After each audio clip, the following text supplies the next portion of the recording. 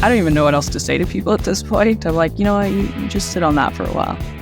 Just sit on it. Sorry, I heard that a different way.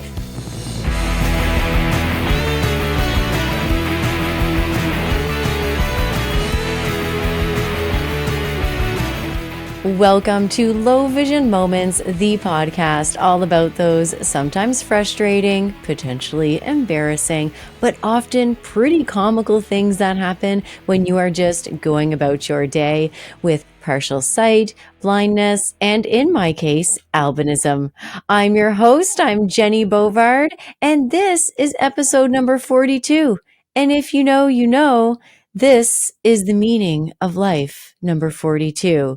Anywho, if you don't know what I'm talking about, I probably sound like an idiot, so let's get on with it.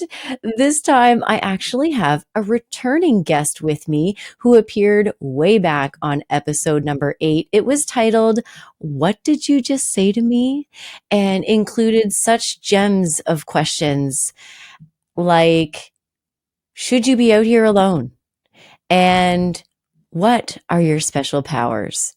Ashley Nemeth is a badass mom of 3. She's a communications professional, a book and coffee lover.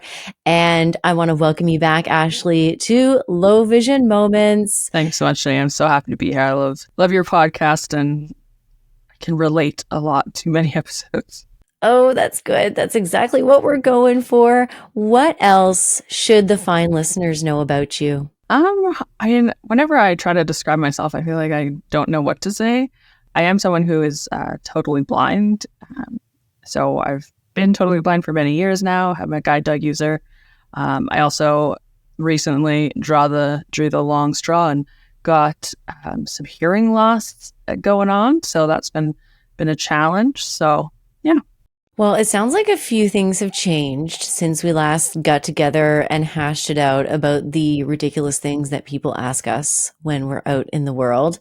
A lot has changed in my world, particularly with the podcast. I'm no longer speaking to you from inside a cardboard box because literally that's what we used to do. But now we've added video, and it's nice to have our faces available to those who check us out on YouTube. So that's one change. Another big change has been with work for me. I am no longer with CNIB for my day job, and it's interesting how, you know, some things change, but some things stay the same. Plus ça change, plus c'est la même chose. The more things change, the more they stay the same. And in my new work, not particularly my day job, Ashley, but in my new work, I, like you, have sometimes a difficult time keeping it professional. I do a lot of sort of gig work, and lately in particular, some things have come up where I've had to like really bite my tongue and sort of zip it. And I'll tell you briefly, my first story just so aligns with what you just said about trying to keep it professional and not always succeeding. I recently was hired to give my opinion and lived experience as someone who uses public transportation for a public service announcement type campaign. And part of that process was being interviewed by some folks who are closely tied to a blindness related organization. And a couple of the questions and a couple of the things that came up during the interview really tested me. And one of them was, okay, first of all, one of their questions for the interview was, if you could wear a billboard to let other passengers on transit know one message, what would it be? And so I snarkily had to respond, well, I probably wouldn't choose a billboard, because funny thing about billboards, a lot of us who are blind and visually impaired, we can't really access billboards too well. So I was like, I might get creative and think of other ways to communicate my message. But then I went on to answer the question. I couldn't resist, Ashley. I just couldn't resist. I would have been the same way. 100%. Like, you asked for this snarky comment and you're looking for my lived experience, so here it is. Yeah, I think often that's like the case, right? Is like they're coming at it from a place where they think they're trying to like relate in some ways, but they miss it. They miss it, and they miss it big time. In the same experience, I was handed a hard copy release form because this is going to be appearing online and whatnot once it's all finished. I might be shooting myself in the foot here, but I'm not going to name any names. But they handed me a hard copy release form, and I asked immediately, obviously, oh, hey, is this available like in another format, maybe digitally, so I can peruse it on my device? And no, it was not available in another copy in that moment. So I again slipped in a little comment. My little comment was, oh, well, it's going to take me quite a bit longer to read this with my magnifier. So I whipped out my phone and used my digital magnifier. But yeah, I made a point to stick that little comment in there. It's hard. It's hard, even when you are in a new employment environment. And I know that you find yourself in a new environment too in your day-to-day work. Have you encountered situations like this where you had to get creative with your feedback? Unfortunately, yes. So I am in a new position. So I'm no longer working for CNIP either. And so I've now moved into kind of municipal government. I work for the city, and it's been interesting moving from, a nonprofit where it's about disability and even they miss it sometimes, and then moving into like a non-disability field, working with where it's just not top of mind.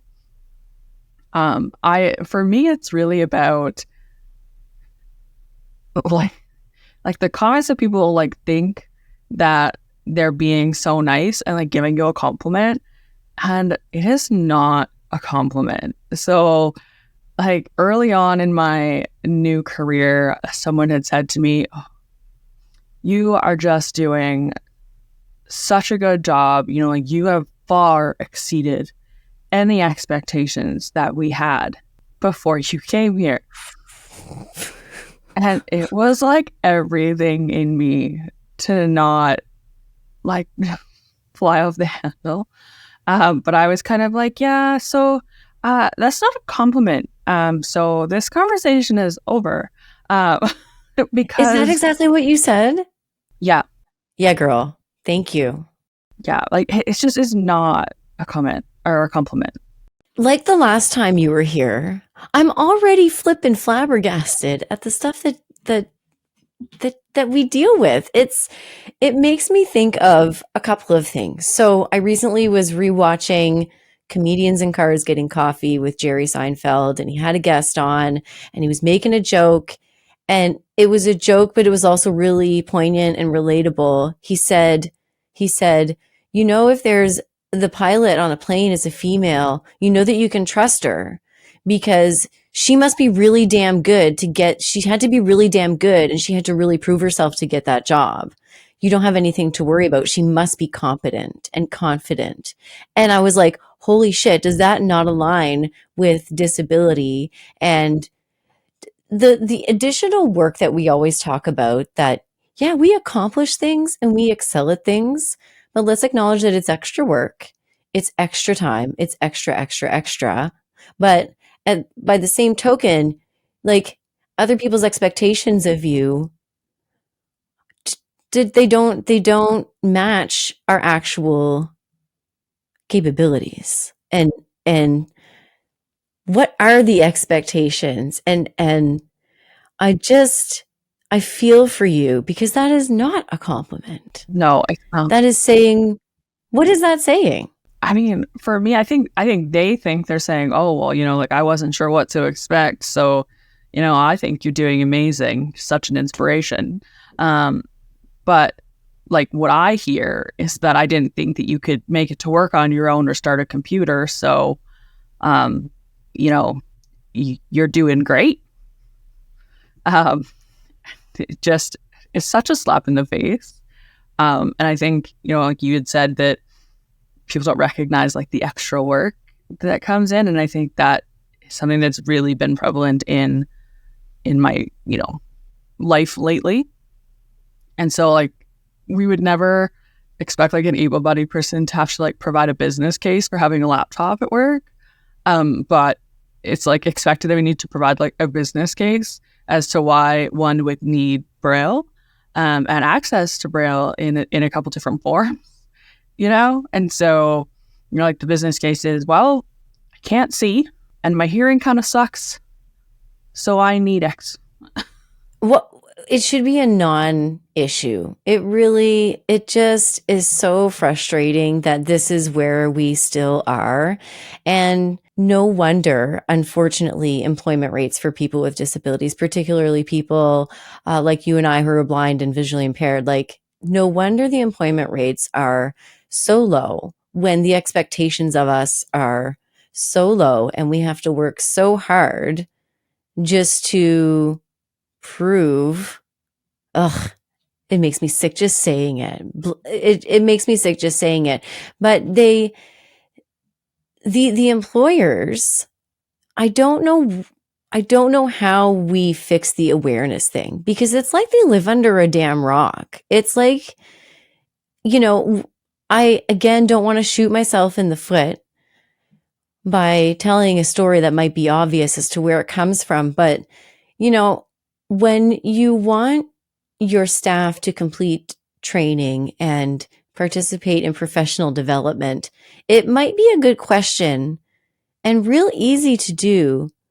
Hey, everyone, what's your preferred format for materials like a book? What would be your preferred format? Because you and I, we are not the only people who might benefit from something in a digital text format, for example, with the sound to read along with the text, for example. We're not the only ones. And it's just such a simple thing. But yet you send me the hard copy in the mail without asking anything. I work from home. I work remote, so they send me stuff in the mail. I get an envelope, a mystery envelope in the mail one day. Oh, it's a hard copy book. Oh, I can't read this. Why do I have this? Then you go to your employer and you say, what is the purpose of this book? Oh, well, it's mandatory for the XYZ professional development. And then the added work comes in. Oh, hey, let me go see if I can find this myself in an alternative format that's accessible for me. And then the chain of additional work and questions and asking for resources continues. And then they do it again. Yeah, that's funny. It's funny that you mentioned professional development. We was recently involved in some professional development, and I'm also 100% shooting myself in the foot here. But we were in some professional development, and they sent like a bunch of pre-work type stuff, and I was like, well, this is not accessible to me. Like, there was no question asked of me, like, hey, what might you need to be successful in this training? And, you know, one of the solutions was that someone sit with me. And often I get that, and I'm so confused because what are you going to do? Like, I don't understand. Like, you're going to sit with me so that I have a friend, or you're going to sit with me why? Like, I don't know what you're going to provide me. Are they going to whisper the text into your ear? Like, what are they? I'm not sure. Maybe what is the plan? Thought they were going to be like the Echo system. I don't really know. So instead of listening to you and your solutions on how you can access things to participate in an equal way, they want to give you a buddy. Yeah. The funny thing is about that is that like I'm very introverted, and like I am completely okay with me saying that I don't love people. Like, I have a people limit, and sitting with a buddy throughout probably terribly boring professional development doesn't sound like an amazing time to me at all.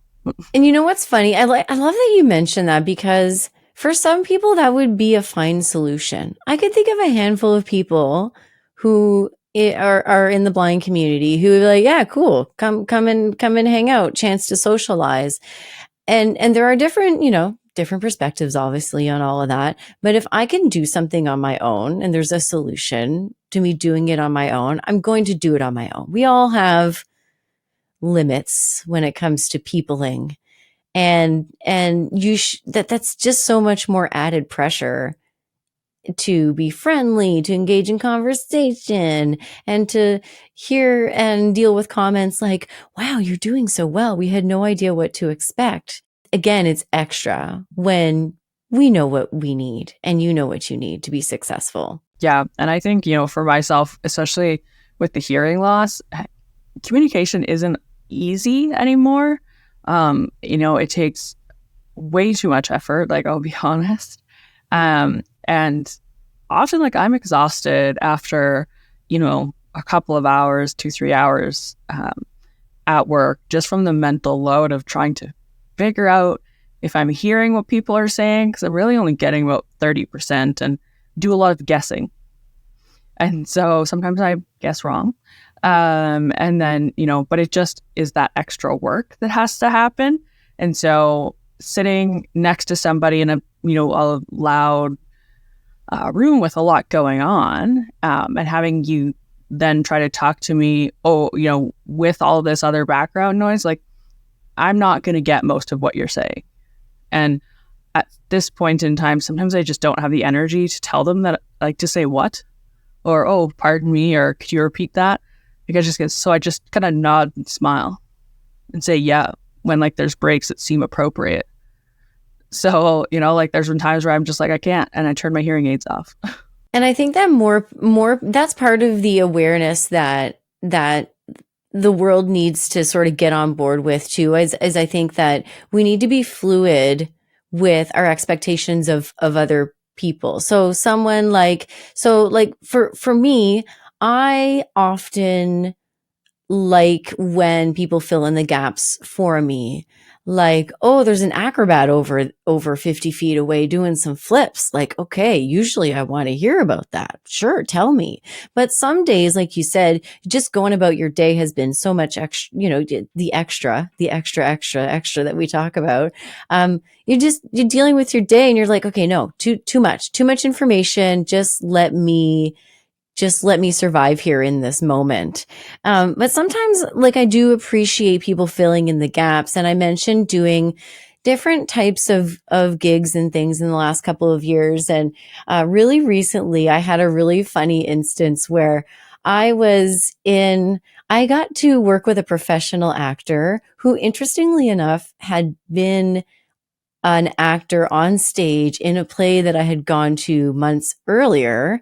And then I got the chance to act with them on screen in a project. So it was really kind of a weird full circle thing. And the really cool thing is that was the first play that I had ever really been to that I enjoyed, because it had live description. Before then, I was like, live theater, there's nothing there for me. No, thank you. But anywho, so I'm in a scene with this guy, and he is playing someone who I'm just sort of casually meeting for the first time.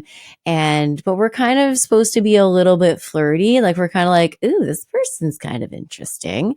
And I didn't realize something about his appearance. Usually when people are a few feet away from me, couple feet away, 1.5 feet, 2 feet away, I can get a decent look at their face. I'm really bad with faces. I don't distinguish faces well at all. But I usually can tell when someone's a couple feet away from me, whether or not they have facial hair. And I only found out that this guy had facial hair after being with him for a couple of hours, because someone mentioned it just on the sidelines. They're like, oh yeah, don't say anything too creepy in the scene. Don't make it too creepy. And someone else says, oh yeah, that mustache of yours kind of levels up the creep factor. And I was like, wait a minute, hold on. This guy's got a mustache? Like, I've been talking to you for over an hour. You're sitting directly across from me and you have a mustache? It's just the funniest thing.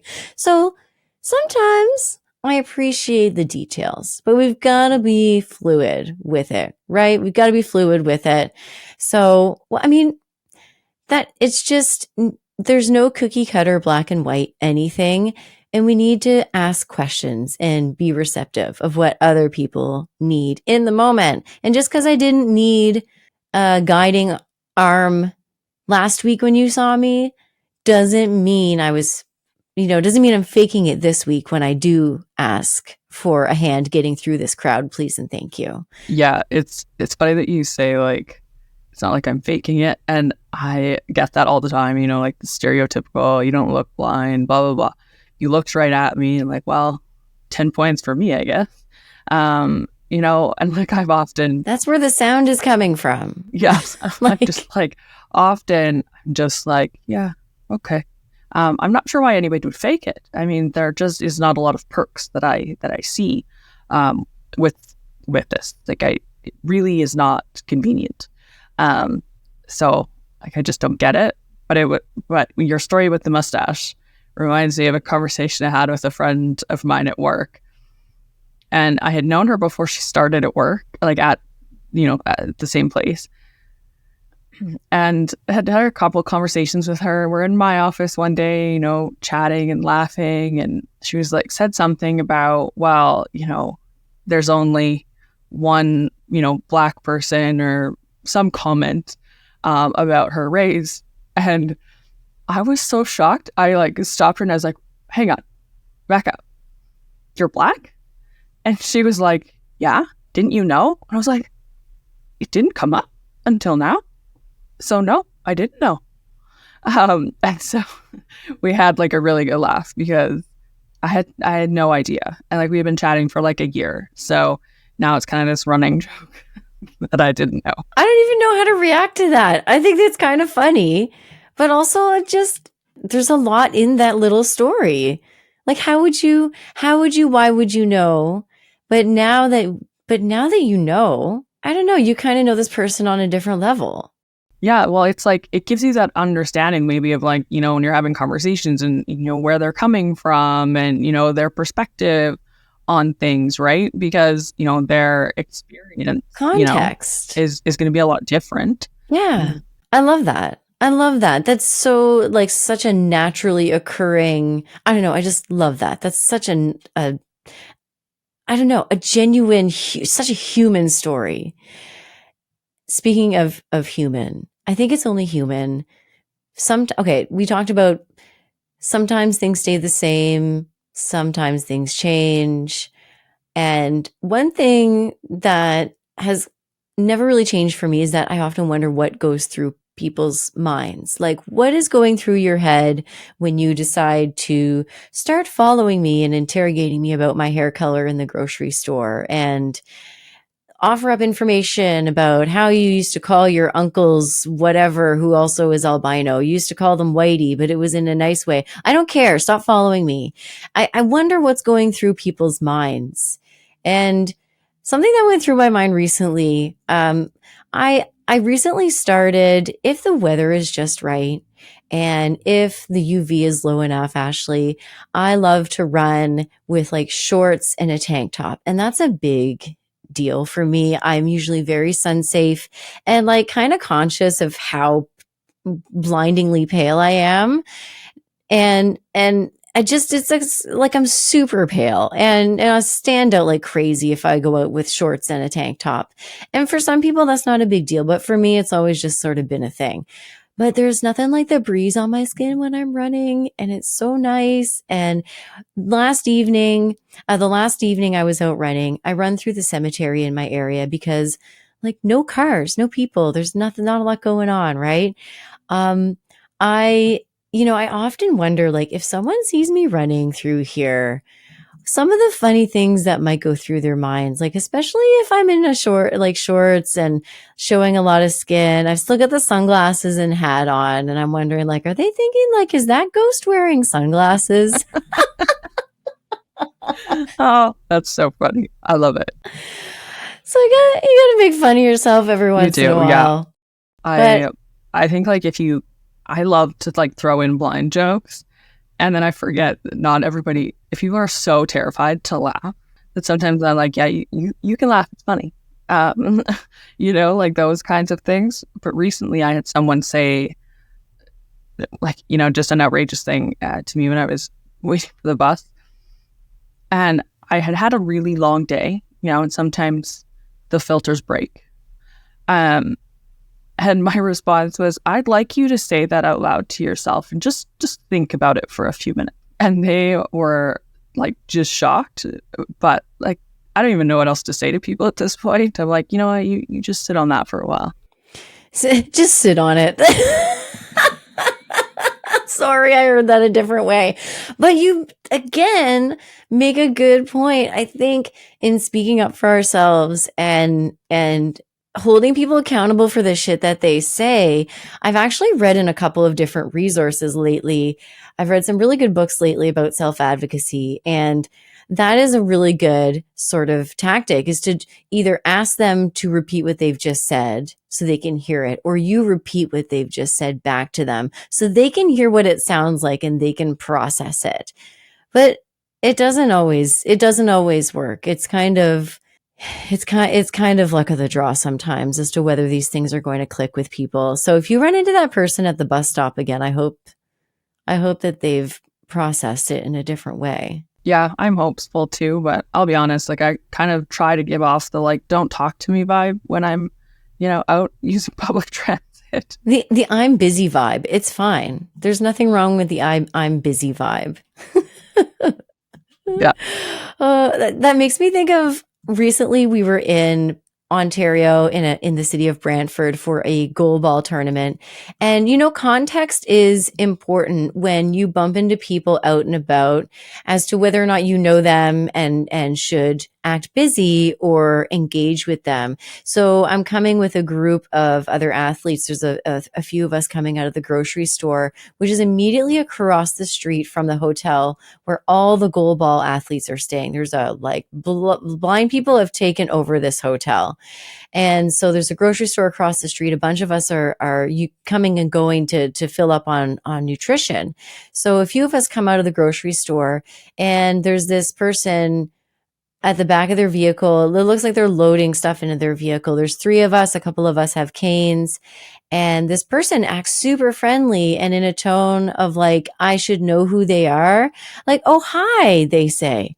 Hi. And I'm like, oh, like, this must be someone from the group, from the tournament group, and they recognize us from the hotel or the tournament venue. We're a group of blind people. Maybe they are with a group of blind people for the tournament as well. I was like, okay, context points to this person knows who I am from goalball. And so I thought I was making a cute joke. I was like, oh, hey, do I know you, or are you just like super friendly? And I think he was really offended because it took him a minute to answer.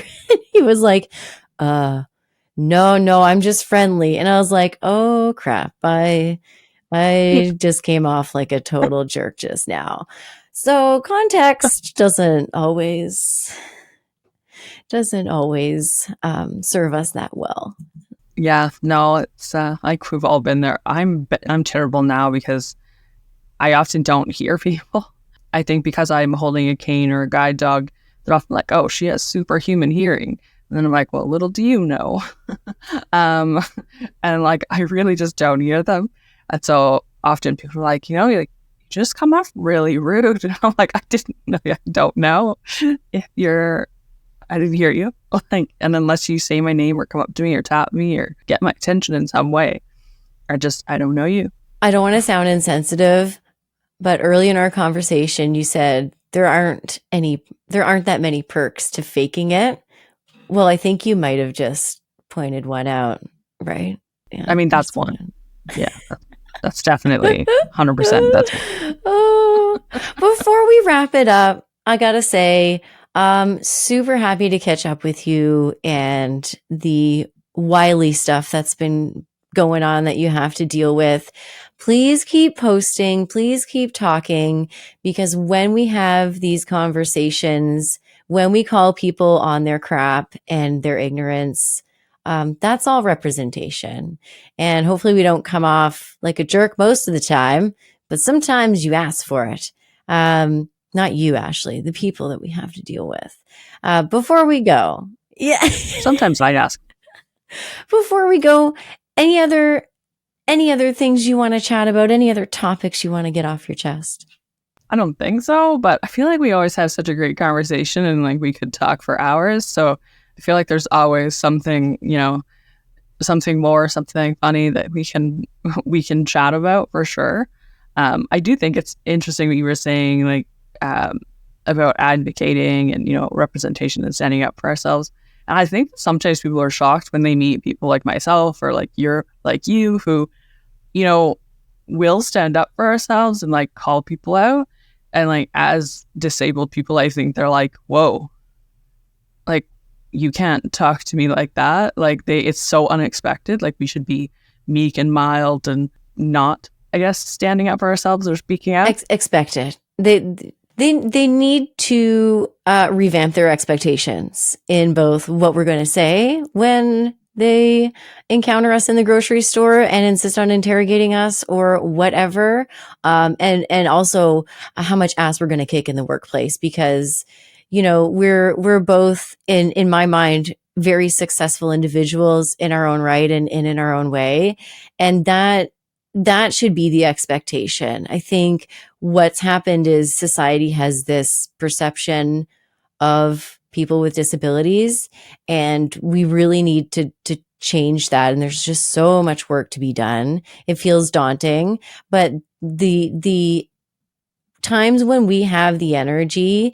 to make a post or speak up in the moment, when we have the energy and time to do that, let's keep doing it, because that's the only way, along with maybe our government's getting their act together. And that's a whole other topic of conversation for holding people accountable. But I think that's all representation. It's all important. And we're getting there. The steps are coming. We're taking some steps, I think. And you're part of that. So don't ever think that what you have to say is not worth saying. We want to hear it. Even if we don't know we want to hear it. Thank you. I appreciate that. I mean it. Do you want people to follow you online, or do you want them to buzz off? Yeah, totally follow me online. I'm mostly on Instagram. So I think it's Ashley Nemeth Official is the handle. And then I'm redoing my website at ashleynemeth.com. So some exciting things coming there. People could follow along if they would like. Excellent. Always a fun time chatting. I can't wait till next time. Let's not wait so long. Last time I was in a cardboard box. This time I'm in kind of a studio. So who knows where I'll be next time. I want to thank you so much for watching, listening, and subscribing. What's the worst compliment that you've gotten at work? You should let me know, because I once had a colleague say that I looked like a cartoon character. Still not sure how to feel about that one.